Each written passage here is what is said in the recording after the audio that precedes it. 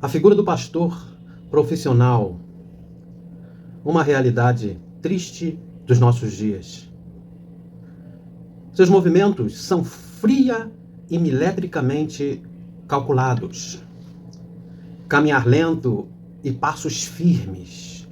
Olhar penetrante, persuasivo e fala convincente, com alternâncias de tonalidade e volume. Um levantar de mãos aqui, um soco no ar ali, e desse modo ele vai conduzindo sua reunião profética. Nada disso, no entanto, se dá ou acontece antes que o grupo de louvor engendre a atmosfera emocional propícia, que tenha o condão de fazer fluir lágrimas pelo rosto dos ouvintes, ou levar o público assistente ao revés, que os conduza à visualização de uma situação de guerra em marcha, muito bem delineada pelas películas retumbantes da bateria e pelos gestos efusivos das dançarinas no salão. Os fiéis, irmãos, se encontram à sua mercê, à mercê do pregador, hipnotizados, anestesiados pela unção que emana da epiderme do pregador. Transpiração, calafrios, choro, rajadas de línguas permeiam o ambiente, até que, sob a orientação do pseudo mensageiro, quão logo se dispersa a atmosfera espiritual. Apanham as escrituras, abrem-na e leem um único versículo, quando não um texto, ou mesmo são desencorajados a abrir a Bíblia. Tomam assento. Inicia-se a interminável digressão do pregador sobre um tema sempre curioso, intrigante, cabalístico, que introduz a aura gnóstica de revelação, só a ele acessível. É óbvio. O texto é o ponto de partida, mas não o de chegada. Ele aponta a direção, mas interessam mais os desvios do caminho. Ao final, o sermão, alguns participantes, alguns ouvintes exclamam um ao outro. Por dezenas de vezes li tal texto e nunca notei o aludido por esse pregador. Verdadeiramente, o tal é um homem ungido. Eu estou falando dessa transcrição de um pregador neopentecostal dos nossos dias, escrito pelo irmão Márcio Jones, para que os irmãos percebam. Não quero fazer alusão aqui, de forma nenhuma, e nem me referir ao pastor, o ficto evangelista protagonizado por Steve Martin no cinema, em Fé Demais Não Cheira Bem. Acho que eu nem preciso falar sobre isso. Mas a figura desse pastor, ou dos pastores neopentecostal que estão presentes em nossos púlpitos nesses dias. Quero só fazer uma referência ao grande apóstolo Paulo. Em vez de falar grande, vou falar o abnegado apóstolo Paulo, que ao pregar aos cristãos de Coríntios, deixou-lhes muito claro que não fez sobressaltarem os seus dons naturais, como se o evangelho de Jesus se resumisse à ostentação de linguagem ou de sabedoria. Está escrito lá em 1 Coríntios 2, versículo 1. Mas que não teve outro objetivo, o apóstolo Paulo, a não ser expor a Cristo, a este crucificado. O apóstolo não somente entendia o que estritamente lhe competia em anunciar como despenseiro de Deus ou da obra do Senhor, contudo, também se encontrava imbuído até as suas entranhas por um santo temor, por entender que a sua incumbência não estava calcada em mérito pessoal, e sim na transbordante misericórdia e providência do nosso Deus. Nós vamos hoje falar sobre apostasia na igreja, depois da nossa vinheta.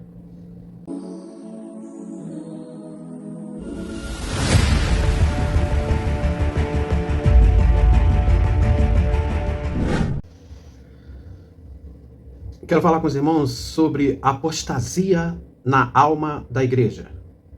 Está escrito lá em 2 Tessalonicenses, capítulo 2, versículo 1 até o 12. A maior arma de Satanás contra a igreja cristã é levar os crentes em todos os tempos à apostasia. Guardem isso, irmãos. Essa ideia é muito mais eficaz do que destruir a igreja, levando os crentes à prisão e à morte, e os transformando em comida de leões famintos no anfiteatro romano. Nos dias de hoje nós vemos as pessoas falando que os governantes vão fechar as igrejas. Isso é uma bobagem, irmãos. Não precisa ser muito inteligente para perceber que a estratégia de desconstrução dos valores espirituais corretos são inserindo heresias, paganismo e engano através de homens suscetíveis ao erro e fáceis de serem manipulados.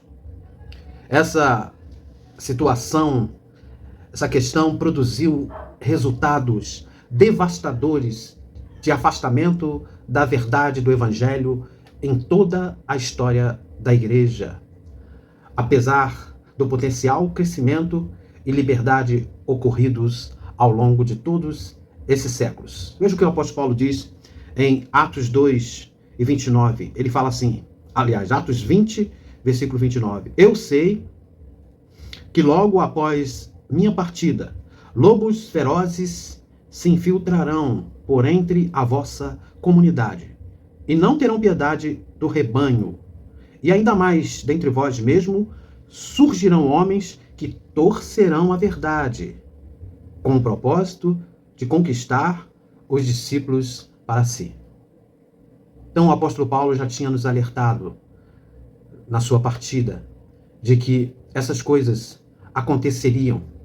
Os cristãos, irmãos, da igreja primitiva, eles sofreram um grande bombardeio de perseguições, resistindo à influência dos judaizantes, falsos mestres, agnósticos, e aos ataques dos imperadores romanos ímpios, até o século IV, quando ocorreu a conveniente conversão do imperador Constantino. Muitas pessoas falam que ali foi uma transição para a Igreja Católica, o nascimento da Igreja Católica. Mas vamos olhar a história. O que nós observamos e entendemos ali é que o que parecia uma trégua para a Igreja arrastou toda a cristandade daquela era apostólica à apostasia espiritual e ao paganismo, no que nós entendemos ser o lento e obscuro processo que se seguiu à instituição e afirmação da Igreja Católica Romana, com seus editos, encíclicas, relicários e indulgências. Mas eu quero dizer para os irmãos que Deus nunca desistiu do seu propósito com a igreja, mesmo com a Igreja Católica. ou mesmo deixou de manter o controle e um remanescente fiel em todas as eras, mesmo em épocas de mais densas trevas. Nós podemos falar aqui que obtivemos um grande alento no século XVI, após a reforma da igreja, com o advento das igrejas chamadas históricas. Apesar de entendermos que elas não refletiram a mesma unidade dos cristãos do primeiro século, por causa da sua divisão em várias denominações. Quando o apóstolo Paulo fala lá em Romanos que a igreja primitiva deveria ser unânime entre si.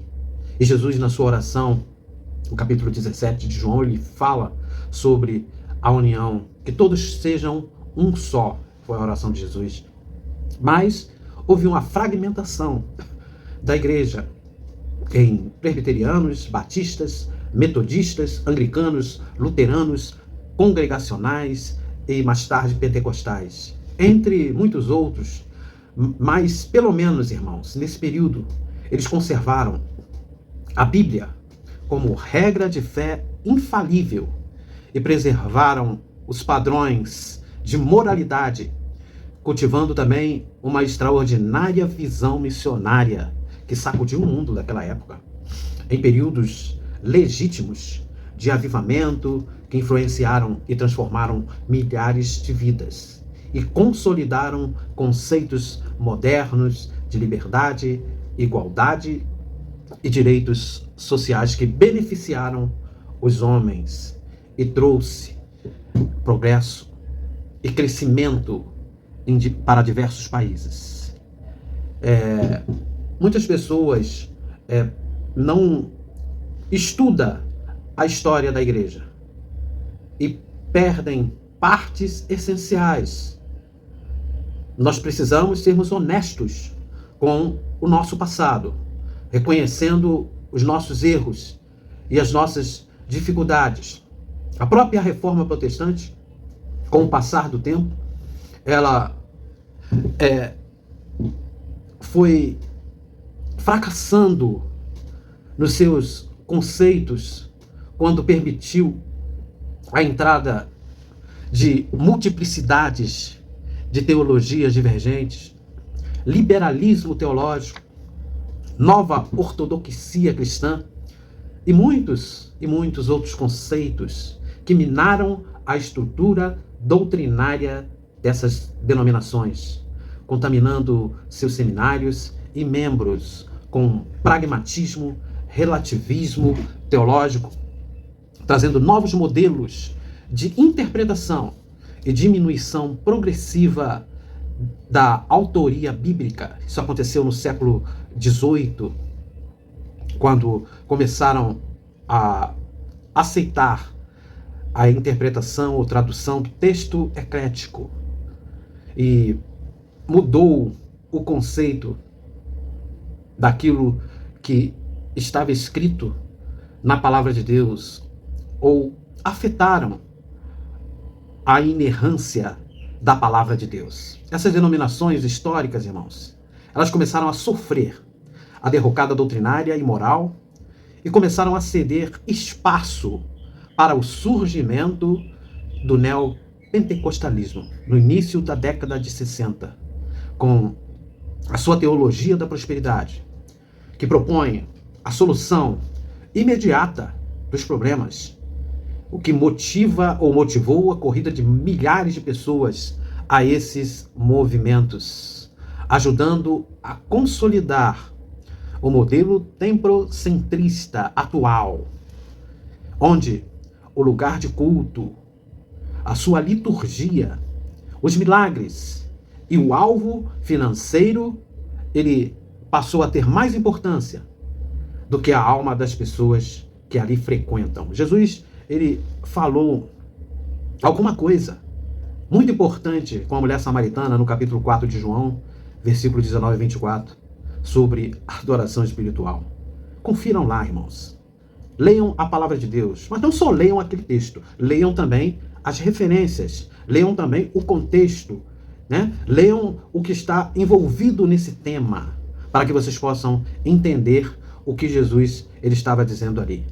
Que a adoração a Deus não seria nem naquele monte que a mulher mencionou, o monte de Jacó, ou em Jerusalém, mas em espírito e em verdade.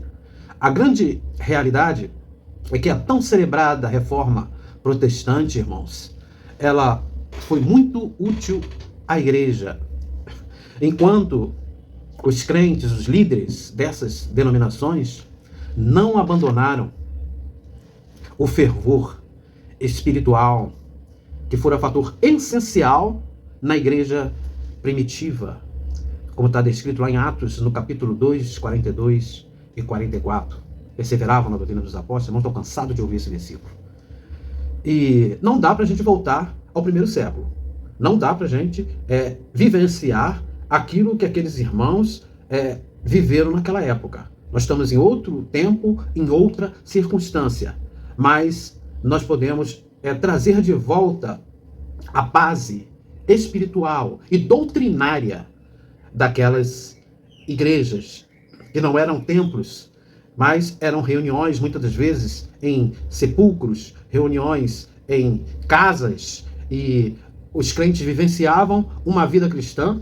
Os líderes das novas igrejas que se desvincularam da religião católica, eles, infelizmente, irmãos, conservaram na sua alma a herança de alguns de seus preceitos apóstatas, adotando com o passar do tempo ensinamentos parecidos com os ensinamentos católicos, tais como mediação sacerdotal dos padres, dos bispos, cardeais e o papa, costume velho, importado do paganismo, que é imitado hoje nas igrejas protestantes, com pastores reverenciados por seu carisma, autoridade, unção superior, a distinção clerical evidenciada nas igrejas protestantes pelo gosto de nossos líderes por títulos e pompas, o apego a objetos tão criticado na igreja católica, objetos sagrados, como no misticismo supersticioso medieval,